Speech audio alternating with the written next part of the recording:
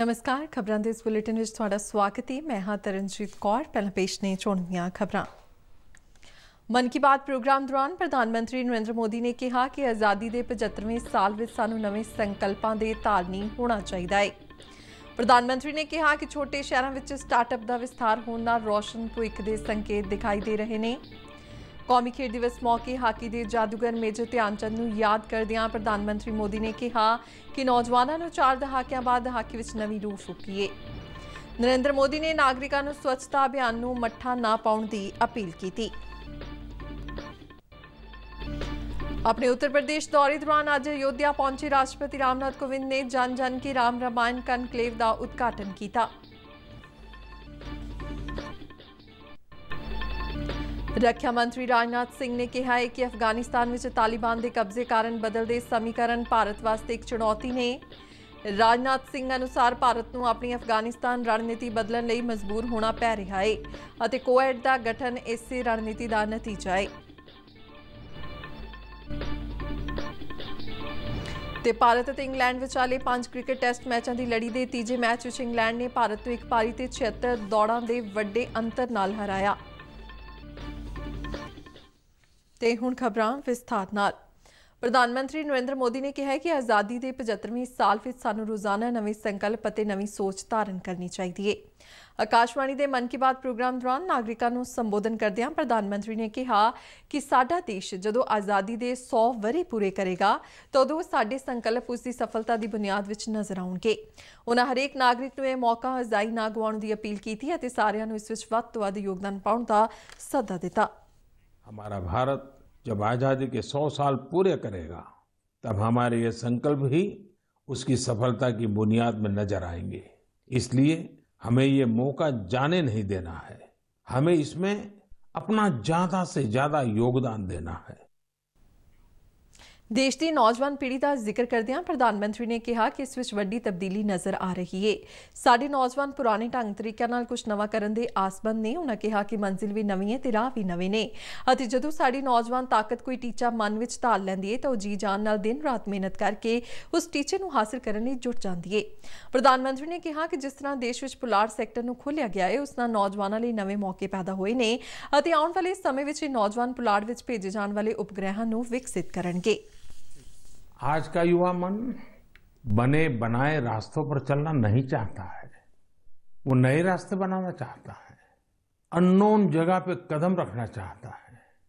मंजिल भी नहीं, लक्ष्य भी नहीं, राह भी नहीं और चाह भी नहीं। और एक बार मन में ठान लेता है ना युवा, जी जान से जुट जाता है। दिन रात मेहनत कर रहा है।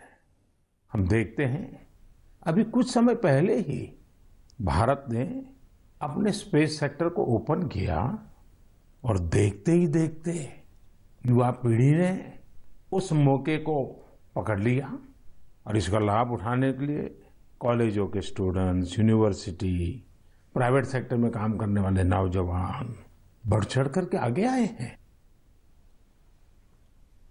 प्रधानमंत्री मोदी ने कहा कि मौजूदा समय देश के छोटे छोटे शहरों में स्टार्टअप सभ्याचार का विस्तार हो रहा है और इस विच रोशन भविख के संकेत दिखाई दे रहे हैं। खिडौना सनत का जिक्र करदियां प्रधानमंत्री ने नौजवानों लिए इस सैक्टर में अथाह मौकों की गल आखी। उन्होंने कहा कि सारे देश का नौजवान इस वाल ध्यान दे रहा है और इस विच कुछ योगदान देना चाहता है। आज कौमी खेड दिवस मौके उगे हाकी खिडारी मेजर ध्यानचंद को याद करदियां प्रधानमंत्री ने कहा कि 4 दहाकियां बाद तकरीबन 41 साल के बाद भारत के नौजवान खिडारियों ने हाकी अंदर एक बार फिर जान भर दी है। इस बार ओलंपिक्स में तमगा भी 4 दहाकियां के वक्फे तो बाद हासिल होया है।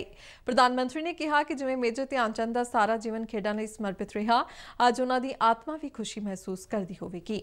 उन्होंने कहा कि देश के नौजवानों में हुण खेडों प्रति खिच नजर आ रही है तो माता पिता विच भी बच्चों को खेडों लई अगे वधन विच उत्सुकता दिखाई दे रही है। हॉकी का पदक मिला 4 दशक के बाद मिला। आप कल्पना कर सकते हैं मेजर ध्यानचंद जी के दिल पर, उनकी आत्मा पर, वो जहां होंगे वहां कितनी प्रसन्नता होती होगी। और ध्यानचंद जी का पूरा जीवन खेल को समर्पित था। और इसलिए आज जब हमें देश के नौजवानों में, हमारे बेटे बेटियों में खेल के प्रति जो आकर्षण नजर आ रहा है, माता पिता को भी बच्चे अगर खेल में आगे जा रहे हैं तो खुशी हो रही है।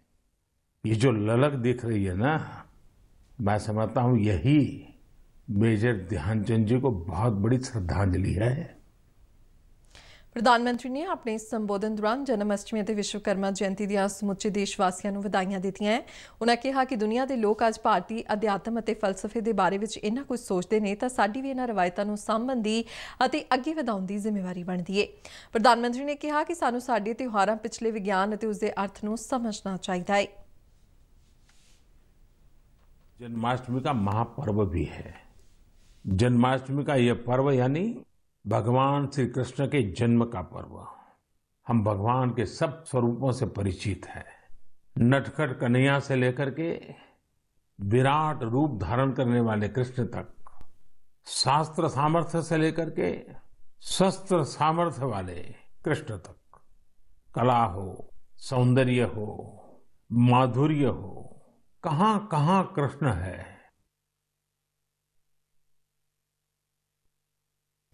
ਪ੍ਰਧਾਨ ਮੰਤਰੀ ਨੇ ਸਵੱਛਤਾ ਦੀ ਮਹੱਤਤਾ ਬਾਰੇ ਬੋਲਦਿਆਂ ਕਿਹਾ ਕਿ ਕਰੋਨਾ ਦੇ ਸਮੇਂ ਦੌਰਾਨ ਸਵੱਛਤਾ ਵਿੱਚ ਕੁਝ ਕਮੀ ਦਰਜ ਕੀਤੀ ਗਈ ਹੈ, ਪਰ ਸਾਨੂੰ ਸਵੱਛਤਾ ਅਭਿਆਨ ਨੂੰ ਮੱਠਾ ਨਹੀਂ ਹੋਣ ਦੇਣਾ ਚਾਹੀਦਾ। ਉਨ੍ਹਾਂ ਕਿਹਾ ਕਿ ਰਾਸ਼ਟਰ ਨਿਰਮਾਣ ਦੇ ਲਈ ਸਾਡੇ ਸਾਰਿਆਂ ਦੀਆਂ ਕੋਸ਼ਿਸ਼ਾਂ ਨਾਲ ਸਾਰਿਆਂ ਦਾ ਵਿਕਾਸ ਹੁੰਦਾ ਹੈ। ਪ੍ਰਧਾਨ ਮੰਤਰੀ ਨੇ ਵਿਸ਼ੇਸ਼ ਤੌਰ ਤੇ ਸਵੱਛ ਭਾਰਤ ਦਰਜਾਬੰਦੀ ਵਿੱਚ ਸਿਖਰਲੇ ਸਥਾਨ ਤੇ ਰਹਿਣ ਵਾਲੇ ਇੰਦੌਰ ਦਾ ਵਿਸ਼ੇਸ਼ ਤੌਰ ਤੇ ਜ਼ਿਕਰ ਕੀਤਾ। ਉਨ੍ਹਾਂ ਕਿਹਾ ਕਿ ਇਹ ਸ਼ਹਿਰ ਹੁਣ ਵਾਟਰ ਪਲੱਸ ਸਿਟੀ ਬਣਨ ਲਈ ਯਤਨਸ਼ੀਲ ਹੈ, ਜਿੱਥੇ ਸੋਧਿਆ ਹੋਇਆ ਪਾਣੀ ਕੁਦਰਤੀ ਜਲ ਸੋਮਿਆਂ ਵਿੱਚ ਪਾਉਣ ਲਈ ਪ੍ਰਬੰਧ ਕੀਤੇ ਜਾ ਰਹੇ ਨੇ। ਪ੍ਰਧਾਨ ਮੰਤਰੀ ਨੇ ਕੋਵਿਡ ਟੀਕਾਕਰਨ ਦੇ ਨਾਲ-ਨਾਲ ਸਾਵਧਾਨੀ ਨਾਲ ਕੋਵਿਡ ਨਿਯਮਾਂ ਤੇ ਪ੍ਰੋਟੋਕੋਲ ਦੀ ਪਾਲਣਾ ਯਕੀਨੀ ਬਣਾਉਣ ਲਈ ਕਿਹਾ। ਉਹਨਾਂ ਨਾਗਰਿਕਾਂ ਨੂੰ ਸੰਬੋਧਨ ਕਰਦਿਆਂ ਕਿਹਾ ਕਿ ਦੇਸ਼ ਵਿੱਚ 62 ਕਰੋੜ ਤੋਂ ਜ਼ਿਆਦਾ ਟੀਕੇ ਲਗਾਏ ਜਾ ਚੁੱਕੇ ਨੇ, ਪਰ ਫਿਰ ਵੀ ਸਾਵਧਾਨੀ ਅਤੇ ਚੌਕसी ਵਰਤਣੀ ਚਾਹੀਦੀ है। के बीच हमें एक बात और याद रखनी है, दवाई भी कड़ाई भी। देश में 62 करोड़ से ज्यादा वैक्सीन की डोज दी जा चुकी है, लेकिन फिर भी हमें सावधानी रखनी है, सतर्कता रखनी है। और हाँ, हमेशा की तरह जब भी आप कुछ नया करें, नया सोचे, तो उसमें मुझे भी जरूर शामिल करिएगा। मुझे आपके पत्र और मैसेजेस का इंतजार रहेगा। अपनी उत्तर प्रदेश की यात्रा के चौथे दिन आज राष्ट्रपति रामनाथ कोविंद प्रेजिडेंशियल राही अयोध्या पहुंचे, जिन्हें उन्होंने जन जन के राम रामायण कनकलेव की शुरुआत की। इस समय राष्ट्रपति के नाल सूबे के राज्यपाल आनंदीबेन पटेल और मुख्यमंत्री योगी आदित्यनाथ भी मौजूद सन। रामायण कनकलेव का उद्घाटन करने मगरों राष्ट्रपति ने कहा कि राम सबना दे ने अते सबना विच ने। उन्होंने कहा कि अयोध्या नूं मानव सेवा का बेहतरीन केंद्र बनाउण दे नाल नाल सिक्ख्या ते खोज का भी विश्व केंद्र बनाया जाए। राष्ट्रपति ने कहा कि राम कथा के आदर्श का प्रचार प्रसार होना चाहिए है। उन्होंने कहा कि मानवता इको ही ईश्वर की संतान है। राष्ट्रपति कोविंद ने विश्व भाईचारे ते नौजवान पीढ़ी नूं राम कथा विच मौजूद जीवन कीमतां नाल जोड़न दा सद्दा दिता। ऋषि वाल्मीकि जी के कथन का जिक्र करदे उन्होंने कहा कि जब तक धरती उत्ते नदी ते पर्वत रहणगे उदों तक राम कथा हरमन प्यारी रहेगी। उन्होंने कहा कि राम कथा विश्व भर विच प्रसिद्ध है ते इस दे अनेक पाठयोग रूप देश विदेशों विच प्रचलित ने। गुरुदेव रविंद्रनाथ टैगोर ने कहा था कि रामायण और महाभारत ये दो ऐसे ग्रंथ हैं कि जिसमें भारत की आत्मा के दर्शन होते हैं।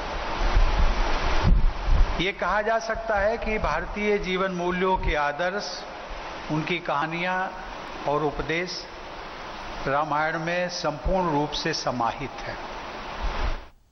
रक्षा मंत्री राजनाथ सिंह ने कहा कि अफगानिस्तान में तालिबान के कब्जे कारण बदलते समीकरण भारत वास्ते एक चुनौती ने।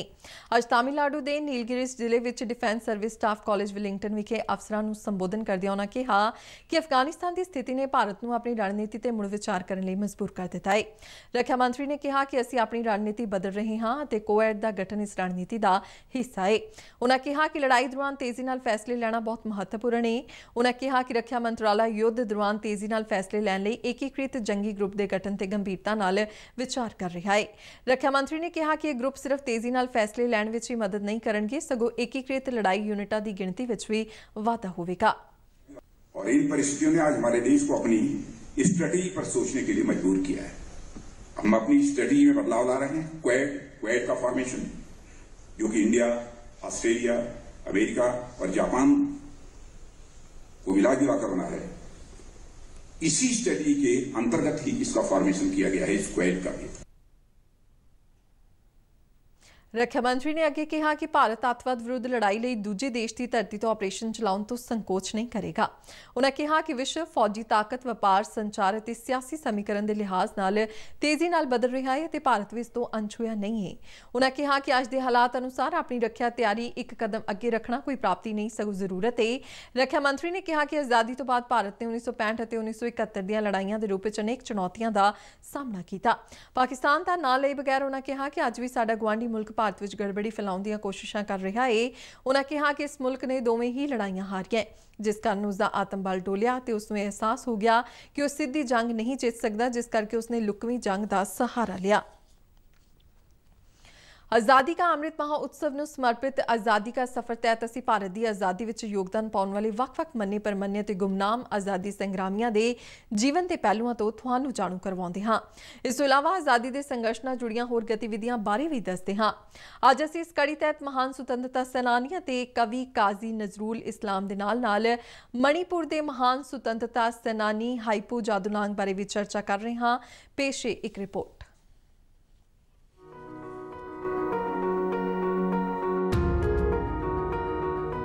महान सुतंत्रता सैनानी ਅਤੇ ਇਨਕਲਾਬੀ ਕਵੀ ਕਾਜ਼ੀ ਨਜ਼ਰੂਲ ਇਸਲਾਮ ਦੀ ਅੱਜ ਬਰਸੀ ਹੈ। ਇਸ ਵਿਲੱਖਣ ਪ੍ਰਤਿਭਾ ਦੇ ਮਾਲਕ ਕਾਜ਼ੀ ਨਜ਼ਰੂਲ ਨੇ ਆਪਣੀਆਂ ਜੋਸ਼ੀਲੀਆਂ ਰਚਨਾਵਾਂ ਰਾਹੀਂ ਅੰਗਰੇਜ਼ਾਂ ਖਿਲਾਫ ਮੋਰਚਾ ਖੋਲ੍ਹਿਆ। ਅੰਗਰੇਜ਼ ਹਕੂਮਤ ਖਿਲਾਫ ਨਜ਼ਰੂਲ ਦਾ ਵਿਰੋਧ ਉਸ ਵੇਲੇ ਹੋਇਆ ਜਦੋਂ ਉਹ ਵਿਸ਼ਵ ਦੀ ਪਹਿਲੀ ਜੰਗ ਸਮੇਂ ਅੰਗਰੇਜ਼ੀ ਫੌਜ ਦੀ ਕਰਾਚੀ ਸਥਿਤ 49ਵੀਂ ਆਲ ਬੰਗਾਲੀ ਰੈਜੀਮੈਂਟ ਵਿੱਚ ਸਨ। ਇਸ ਸਮੇਂ ਦੀਆਂ ਨਜ਼ਰੂਲ ਦੀਆਂ ਪ੍ਰਸਿੱਧ ਕਵਿਤਾਵਾਂ ਦਾ ਸੰਗ੍ਰਹਿ ਅਗਨੀ ਬੀਣਾ ਦੀਆਂ ਰਚਨਾਵਾਂ ਉਹਨਾਂ ਦੀ ਨਵੀਂ ਰਾਜਨੀਤਿਕ ਚੇਤਨਾ ਦਾ ਆਧਾਰ ਬਣੀਆਂ। ਅਗਨੀ ਬੀਣਾ ਦੀ ਇੱਕ ਕਵਿਤਾ ਹੈ ਵਿਦਰੋਹੀ। বল মহাবিশ্বের মহাকাশ ফাড়ি চন্দ্র সূর্য গ্রহ তারা ছাড়ি ভুলোক দুলোক গোলোক ভেদিয়া খোদার আসন আরশ ছেদিয়া উঠিয়াছে চির বিস্ময় আমি বিশ্ববিধাতা। ਇਸ ਤਰ੍ਹਾਂ ਖਿਲਾਫਤ ਅੰਦੋਲਨ ਨੇ ਉਹਨਾਂ ਨੂੰ ਹਿੰਦੂ ਮੁਸਲਮਾਨ ਭਾਈਚਾਰੇ ਦੇ ਮਹੱਤਵ ਅਤੇ ਲੋੜ ਨਾਲ ਰੂਬਰੂ ਕਰਾਇਆ ਜੋ ਅੰਗਰੇਜ਼ਾਂ ਵਿਰੁੱਧ ਇਕਜੁੱਟ ਹੋ ਕੇ ਉੱਭਰਿਆ ਸੀ। ਨਵੰਬਰ 1922 ਵਿੱਚ ਕਾਜ਼ੀ ਨਜ਼ਰੂਲ ਇਸਲਾਮ ਨੂੰ ਅੰਗਰੇਜ਼ ਸਰਕਾਰ ਨੇ ਰਾਜ ਧਰੋਹ ਦੇ ਇਲਜ਼ਾਮ ਹੇਠ ਕਲਕੱਤਾ ਵਿੱਚ ਗ੍ਰਿਫਤਾਰ ਕਰ ਲਿਆ। ਰਾਜ ਧਰੋਹ ਦੇ ਇਲਜ਼ਾਮ ਦੀ ਸੁਣਵਾਈ ਦੌਰਾਨ ਨਜ਼ਰੂਲ ਨੇ ਅਦਾਲਤ ਵਿੱਚ ਆਪਣਾ ਪੱਖ ਖੁਦ ਪੇਸ਼ ਕਰਦਿਆਂ ਸਰਕਾਰ ਨੂੰ ਹੈਰਾਨ ਕਰ ਦਿੱਤਾ। ਨਜ਼ਰੂਲ ਇਸਲਾਮ ਨੇ ਆਕਾਸ਼ਵਾਣੀ ਕਲਕੱਤਾ ਲਈ ਕੰਮ ਕੀਤਾ। ਉਹਨਾਂ ਕਈ ਫਿਲਮਾਂ ਵਿੱਚ ਅਦਾਕਾਰੀ ਕੀਤੀ ਅਤੇ ਕਈ ਗੀਤ ਲਿਖੇ। ਨਜ਼ਰੂਲ ਗੀਤੀ ਉਹਨਾਂ ਦੇ ਬੰਗਾਲੀ ਗੀਤਾਂ ਦਾ ਇੱਕ ਸੰਗ੍ਰਹਿ ਹੈ।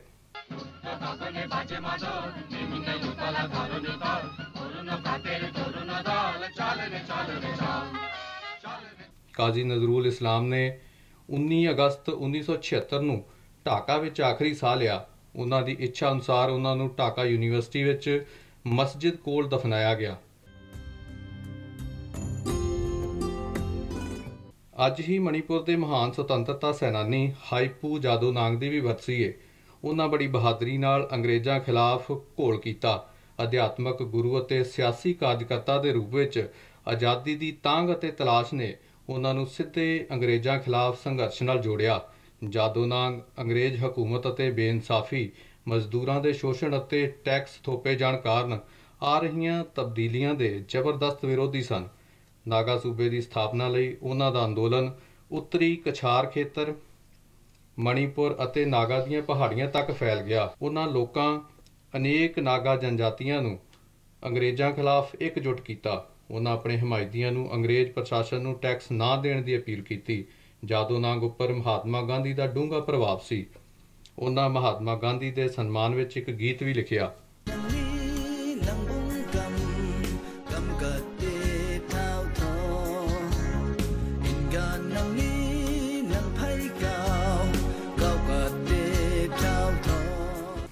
ਜਾਦੋਨਾਂਗ ਨੂੰ 29 ਅਗਸਤ 1931 ਨੂੰ ਇੰਫਾਲ ਵਿੱਚ ਨਾਂਬੁਲ ਦਰਿਆ ਕੰਢੇ ਫਾਂਸੀ ਦਿੱਤੀ ਗਈ। ਉਹਨਾਂ ਦੀ ਚਚੇਰੀ ਭੈਣ ਅਤੇ ਪ੍ਰਸਿੱਧ ਸੁਤੰਤਰਤਾ ਸੈਨਾਨੀ ਰਾਣੀ ਗਾਈਦਨਲਿਓ ਨੇ ਉਹਨਾਂ ਨੂੰ ਵਿਰਾਸਤ ਨੂੰ ਅੱਗੇ ਵਧਾਇਆ, ਜਿਨ੍ਹਾਂ ਨੇ ਭਾਰਤ ਦੀ ਆਜ਼ਾਦੀ ਲਈ 14 ਸਾਲ ਜੇਲ੍ਹ ਵਿੱਚ ਕੱਟੇ। ਇਸ ਮਿੱਟੀ ਦਾ ਮਹਾਨ ਸਪੂਤ ਅੱਜ ਸਾਡੇ ਦਰਮਿਆਨ ਨਹੀਂ ਹੈ, ਪਰ ਬੇਇਨਸਾਫੀ ਅਤੇ ਸ਼ੋਸ਼ਣ ਖਿਲਾਫ ਉਸ ਦਾ ਸੰਘਰਸ਼ ਹਮੇਸ਼ਾ ਹੀ ਜਿਉਂਦਾ ਰਹੇਗਾ।